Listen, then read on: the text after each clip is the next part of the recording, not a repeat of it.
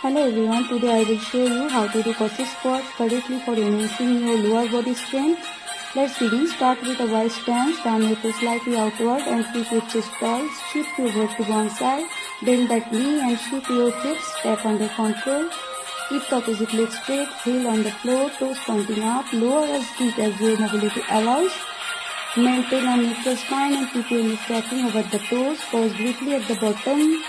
Then push through your heel to return to the center. Switch sides and repeat the movement. Breathe in as you lower down. Exhale as you push back up. Move slowly and with control. Avoid lifting the heel or rounding the back. Perform 6 to 10 repetitions per side.